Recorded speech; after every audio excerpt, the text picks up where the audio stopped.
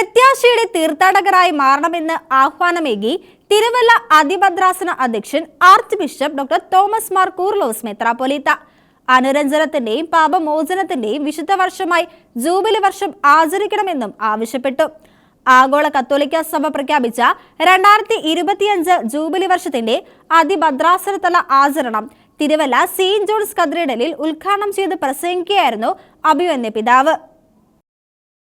എല്ലാം പ്രതികൂലമാകുമ്പോഴും ശക്തനായ ദൈവത്തോട് ചേർന്ന് നിന്ന് ദൈവത്തിന്റെ വാഗ്ദാനങ്ങളിൽ ആശ്രയിച്ച് മുന്നോട്ടു പോകുന്ന പ്രത്യാശയുടെ തീർത്ഥാടകരായി ജീവിക്കുവാൻ ജൂബിലി വർഷം ഇടയാകണമെന്ന് തിരുവല്ല അതിഭദ്രാസനാധ്യക്ഷൻ archbishop doctor Thomas Mar Koorilos മെത്രാപ്പൊലീത്ത ആഹ്വാനം ചെയ്തു.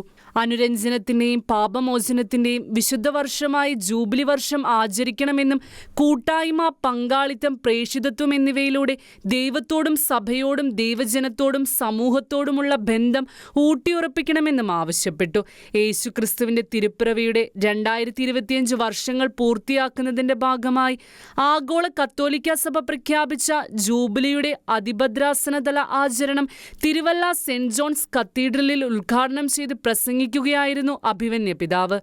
ജൂബിലിയുടെ ഉദ്ഘാടനത്തോടനുബന്ധിച്ച് സെന്റ് ജോൺസ് കത്തീഡ്രൽ ദേവാലയത്തിൽ വിശുദ്ധവാതിൽ തുറന്നു. ഇതോടനുബന്ധിച്ച് പ്രഭാത പ്രാർത്ഥന, ധനഹാ ശുശ്രൂഷ, ആഘോഷമായ പ്രദക്ഷിണം, പ്രകാശം തെളിക്കൽ, വിശുദ്ധ കുർബാന എന്നിവയും നടന്നു. വിവിധ ഭക്തസംഘടനകളുടെ അതിഭദ്രാസന ഭാരവാഹികൾ, പാസ്റ്ററൽ കൗൺസിൽ അംഗങ്ങൾ, വിവിധ സന്യാസിനി സമൂഹങ്ങളുടെ പ്രതിനിധികൾ, വൈദിക വിദ്യാർത്ഥികൾ, സന്യസ്തർ, വൈദികർ, വിവിധ ഇടവക പ്രതിനിധികൾ തുടങ്ങിയവർ തിരുക്കർമ്മങ്ങളിൽ പങ്കെടുത്തു. ജൂബിലി വർഷത്തിൽ വിവിധ ഇടവകകളിൽ നിന്നുള്ള തീർത്ഥാടകർക്ക് വിശുദ്ധവാതിലിലൂടെ പ്രവേശിച്ച് പ്രാർത്ഥിക്കുവാനുള്ള ക്രമീകരണങ്ങളും ചെയ്തിട്ടുണ്ട്. ഷിക്കേന ന്യൂസ്, പത്തനംതിട്ട.